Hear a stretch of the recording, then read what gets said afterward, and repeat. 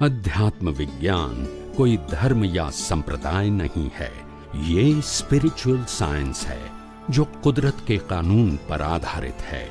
ये विज्ञान पूरे ब्रह्मांड के सभी रहस्यों को उजागर करता है और जीवन के सभी पहलुओं को समझने के लिए एक नई दृष्टि देता है। इसी को आर्ट ऑफ विजन कहते हैं, दुनिया को देखने की एक नई दृष्टि, जो अध्यात्म विज्ञानी परम पूज्य स्वामी श्री कमलेशानंद जी के निर्देशन में सनातन सत्य का अनुसंधान कर हमारे जीवन को प्रकाशित करे। जय सच्चिदानंद।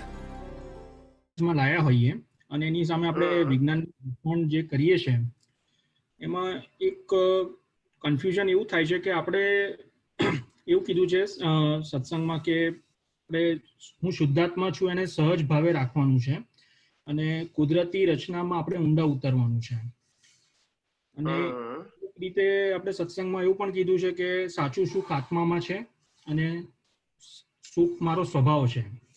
તો આપણે જે ગોઠવવાની પ્રોસેસમાં છીએ કે જે આપણે ઉપયોગ મૂકીએ છીએ એમાં આપણે ફોકસ વધારે કુદરતી રચના જોવામાં રાખવાથી આપણને જુદા રહીશું તો એનાથી આપણને જે વિકલ્પો ઘટશે કે જે આપણને ભીખ અને ભય ઓછા થતા જશે એના આધારે આપણને સુખનો અનુભવ થશે। એની સામે પેલી બિલીફ તૂટશે કે પછી આને ઇન પેરેલલ સાચું સુખ આત્મામાં છે એમાં પણ ઊંડા ઉતરવાનું છે।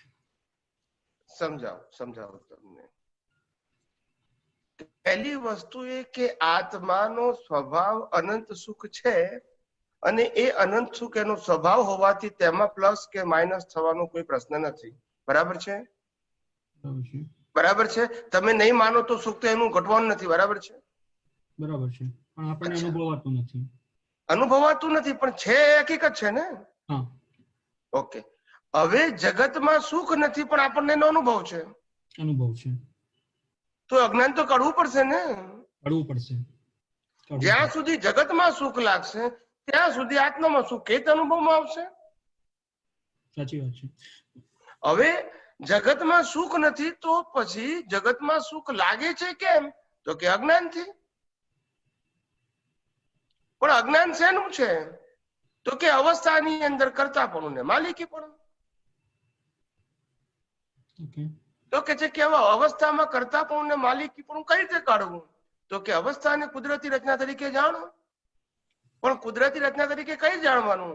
તો કે કોઈ પણ અવસ્થા 6 તત્વોથી બહાર હોતી નથી અને 6 તત્વોને કુદરત કહેવાય છે, માટે એને કુદરતી રચના કહેવાય છે અને માટે એની અંદર સુખ કે દુઃખ હોતા નથી, માત્ર કર્મના હિસાબનો ભોગવટો છે અને હું પોતે એનાથી મુક્ત એવો શુદ્ધાત્મા છું। સુખ એ મારો સ્વભાવ છે। અજ્ઞાનતાથી મને બહારની વસ્તુમાં ગમો અણગમો હોવાથી સુખ ભાસતું હતું પણ છે જ નહીં। આ અજ્ઞાન તો મારે કાઢવા માટે 6 તત્વો, કુદરતનો કાનૂન, કુદરતી રચના સમજવું પડશે કે નહીં? પડશે। હવે તમે એમ કહો છો કે આત્મામાં ઊંડા ઉતરો। ભાઈ તમને ખબર પડી કે આત્મા છે, હું ચેતન છું, હું અવિનાશી છું અને તમામ પ્રકારનું અનંત જ્ઞાન, અનંત દર્શન, અનંત સુખ, અનંત શક્તિ વાળો છું। હવે એમાં તમે શું ઊંડા ઉતરશો મને કહી દો। ના, એટલે એનાથી ઊંડું ઉતરાય પણ નહીં ને। સેમ વસ્તુ આપણે જે શું કરી શકો તમે? કઈ રીતે જડ ચેતનમાં કઈ રીતે ઊંડું ઉતરી શકે એમ પૂછું છું। સાચી વાત છે।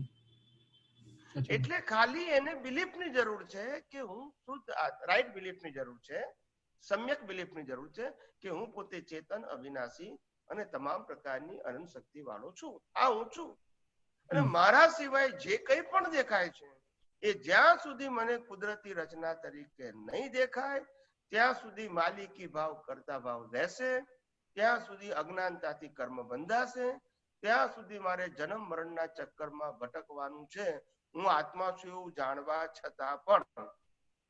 સાચી વાત છે।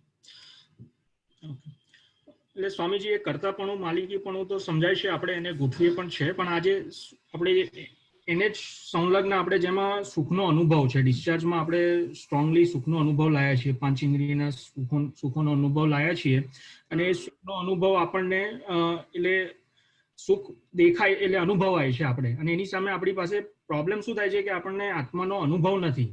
આપણે હમણાં મને નાના મોટા અનુભવથી એવું દેખાય કે આપણે જેટલું વિજ્ઞાન ગોઠવીએ તો જેટલા આપણે જુદા પડ્યા, જેટલા વિકલ્પો ઓછા થયા, એની અપેક્ષાએ આપણે એ બિલીફને ફેરવવાની કોશિશ કરીએ છીએ કે જો સાચું સુખ આમાં છે, તને શાંતિ મળે છે, તારા વિકલ્પો ઓછા, તારા ભીખ અને ભય ઘટ્યા, તો ખરેખરનું સુખ આમાં છે. તો એ આપણે જે ખરેખરની બિલીફમાં બહુ ગાઢ અભિપ્રાયોથી રજીસ્ટ્રેશન કરેલું છે સુખનું, એને આપણે ફેરવવી છે. હવે ફેરવવા માટે એ આખી પ્રોસેસ, એટલે તમારા કહેવા પરથી એવું જ સમજાય છે કે આપણે જેટલું કુદરતી રચના સમજીશું એટલું એ એમાંથી ધીમે ધીમે ફરતું જશે. એવું જ કહેવા માંગો છો ને કે આપણે એમાં જ એ જ રીતે એને ફેરવી શકાય? એટલે કોન્સેપ્ટ ક્લિયર છે. તમે કુદરતી રચના આત્મા સિવાયના તમામ અવસ્થાઓને, સંજોગોને, સાધનોને, સંપત્તિને, સંબંધીને કુદરતી રચના તરીકે માનશો તો જ એની વેલ્યુ તમારી દ્રષ્ટિમાં 0 થશે અને તો જ આત્માની વેલ્યુ 0 તરીકે સમજાશે. There is no any other way. Okay, બરાબર છે. કુદરતી રચના માટે જો કુદરતી રચના તરીકે જો it means for you it is a 0, nothing yours. બરાબર છે, સમજાય છે? સમજાય છે. And you are only the pure soul with infinite power and permanent. બરાબર છે. એટલે પણ આમાંથી નહીં નીકળો તો પેલું ગૂંટ કરશો તોય અનુભવ નહીં થાય. સાચી વાત છે.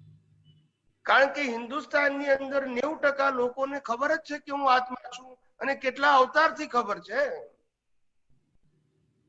સાચી વાત છે. તો પછી કેમ ઉકેલ નથી આવતો એમ કહું છું.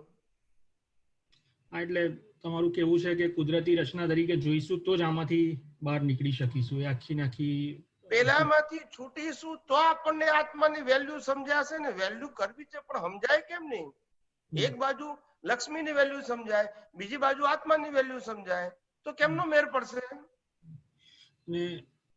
અને સ્વામીજી સેમ વસ્તુ આપણે એના માટે બી આપણે એને સહજ ભાવે જ રાખવાનું છે ને કે સાચું સુખ આત્મામાં છે, કે આ સુખ મારો સ્વભાવ છે, એ પણ આપણે એને સહજ ભાવે જ ગોઠવવાનું છે. એ લક્ષમાં રાખવાનું છે કે સુખ એ મારો સ્વભાવ છે, એ અનુભવવાની વસ્તુ છે, મેળવવાની વસ્તુ નથી, એ પાપ પુણ્યની વસ્તુ નથી.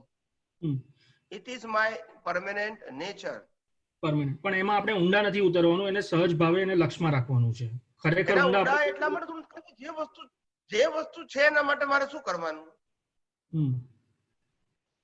એટલે શું કરવાનું? એટલે આપણે જ્યારે ઉકલતી હોય, જ્યારે અજ્ઞાન ઉકલતું હોય, એટલે આપણે એવું કહેવા માંગીએ છીએ કે આત્માની બાબતમાં જોર મૂકવાનું એટલા માટે ના પાડું છું કે આત્મા તો તમે છો જ. આત્માની શક્તિ પણ એની એ જ છે. તમે નહીં માનો તો એ જ શક્તિ રહેવાની છે, માનો તો એ જ શક્તિ રહેવાની છે. પ્રશ્ન આત્માનો નથી. પ્રશ્ન તિજોરીની અંદર 1 કરોડ રૂપિયા પડ્યા છે, એમાં વધઘટ થવાના નથી. તિજોરીમાં છે એવું ખબર છે માટે. પ્રશ્ન એ છે કે તિજોરી ક્યાં છે અને તિજોરીની ચાવી ક્યાં છે, આ પ્રશ્ન છે. પૈસા કેટલા છે એ પ્રશ્ન નથી, પૈસા ક્યાં છે એ પ્રશ્ન નથી, પૈસાની વેલ્યુ શું છે એ પ્રશ્ન નથી, પણ તિજોરી ક્યાં છે ને તિજોરીની ચાવી ક્યાં છે એ પ્રશ્ન છે. ભલે મારે પૈસાનો અનુભવ કરવો છે તો પણ. બરાબર, સમજી ગયા. એવી રીતે મારે આત્માનો અનુભવ કરવો હોય તો મને ખબર પડવી જોઈએ ને ભાઈ કે આ પ્રકૃતિ શું છે, પ્રકૃતિને ચલાવનાર કોણ છે અને હું કોણ છું. હવે જો હું જે નથી તેમાં હું અત્યાર સુધી ઊંડો ઉતર્યો છું તો પહેલા મારી અજ્ઞાન દ્રષ્ટિનો તો નાશ કરું. અજ્ઞાન દ્રષ્ટિ વગર મને આત્માનો અનુભવ અજ્ઞાન સાથે કેવી રીતે, અંધારા સાથે પ્રકાશનો અનુભવ કેવી રીતે થાય?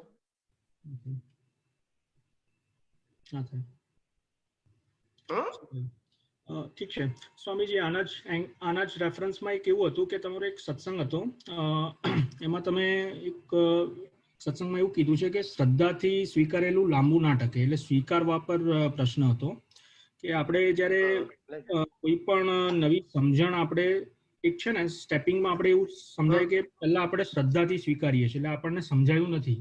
જેમ આપણે તમે કીધું કે કુદરતી રચના છે ને હું શુદ્ધાત્મા છું, એ આપણે પહેલા શ્રદ્ધાથી સ્વીકારીએ છીએ. તો એ જે શ્રદ્ધાથી સ્વીકારવાનું થાય છે, એ એમાં બી શું પાપ પુણ્ય કામ કરે છે એ આપણને એ વખતે જે સમજ્યા વગર જે સ્વીકાર થયો એ ગયા બર્થના રેફરન્સમાં પાપ પુણ્યના આધારે સ્વીકાર થાય છે એઝ અ ફર્સ્ટ સ્ટેપિંગ, અને પછી આપણે એમાં ઇન્ટરેસ્ટ પડે છે અને એને આપણે સમજીએ છીએ એ શું છે, અને પછી એને પછી સમજીને આપણે એને પછી ખરેખર સમજતા થઈને પછી એને સિદ્ધાંતથી અને ખરેખર ક્લેરિટીથી આપણે સ્વીકારીએ છીએ કે આપણને ક્લેરિટી વધતી જાય છે અને બ્રોડર વિઝન થતું જાય છે, એમાં આપણો કોન્ફિડન્સ વધતો જાય છે. તો એ પહેલું જે સ્ટેપ આવે છે એ પાપ પુણ્યના આધારે છે, એ શ્રદ્ધાથી સ્વીકારાય છે કોઈ પણ પાપના આધારે છે. પાપ શરૂઆતમાં તો બુદ્ધિ આપણને પ્રોફિટ એન્ડ લોસ બતાવે, ધીમે ધીમે ખ્યાલ આવશે કે પ્રોફિટ એન્ડ લોસ એ બંને રિલેટિવ સત્ય છે, કારણ કે હું જે પોતે અનંત શક્તિ વાળો છું એમાં તો પ્રોફિટ એન્ડ લોસ ની જરૂર જ નથી. આ તો રિલેટિવ સત્યમાં ઊંડો ઉતરું ત્યારે મારે પ્રોફિટ એન્ડ લોસ પ્રશ્ન આવે છે, મેળવવાનું કે ગુમાવવાનો પ્રશ્ન આવે છે. જયારે આત્માની વાત કરતો હું, આત્માની શક્તિની વાત કરતો હું, આત્માના અસ્તિત્વની વાત કરતો હું, આત્માના સ્વભાવની વાત કરતો હોઉં, તો એમાં તો બધું પરમેનન્ટ છે. એમાં તો પ્લસ માઇનસ જેવું કશું છે જ નહીં. પછી મેળવવાનું ગુમાવવાનો પ્રશ્ન આવતો નથી. એટલે એ સ્વામીજી હિસાબના આધારે થયું ને કે કોઈ વ્યક્તિને આ વિજ્ઞાનની એની એ જ વાત પકડાય છે, કોઈને પહેલી રીતે શ્રદ્ધાથી પકડાય છે અને કોઈને નથી પકડાતી. તો એ શું એનો હિસાબ એવો છે એને લીધે નથી પકડાતી, અને જેને પકડાય છે એનો હિસાબ એવો છે સૌથી પહેલા સ્ટેપમાં, અને પછી એ સમજતો થાય છે. પહેલી વસ્તુ જેને ભેગું થવું કે ના થવું એ પાપ પુણ્યનો પ્રશ્ન છે. બરાબર. બીજું ભેગું થયા પછી સમજાવવું કે ના સમજાવવું એ ડેવલપમેન્ટનો પ્રશ્ન છે. એ ડેવલપમેન્ટ છે.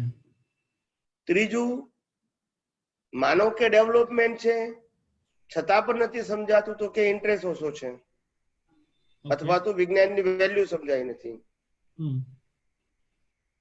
ચોથું, જો ઇન્ટરેસ્ટ અને વેલ્યુ બંને છે પણ કર્મ ભારે લઈને આવ્યો છું એટલે મારી પાસે આ વિજ્ઞાન સમજવા માટેનો સમય નથી હોતો, એ એના ઉદય કર્મ છે.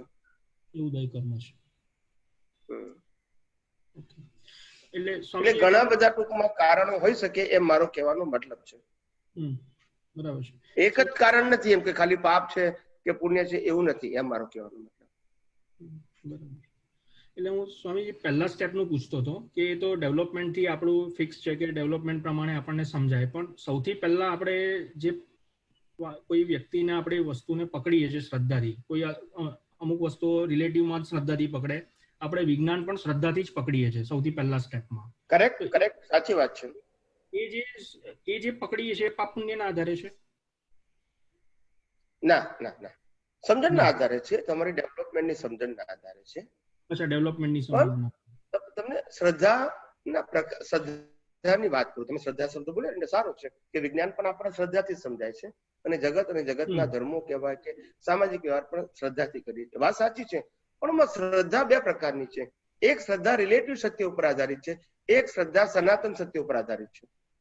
Now you choose anyone. Okay, સમજાય છે? રિલેટિવ સત્યમાં there are so many options and differences. સનાતન સત્યની શ્રદ્ધામાં no option, you have to accept or not, that's it. No more choice. સમજાય છે મારી વાત? સમજાય છે. That's it. ના, ઠીક છે.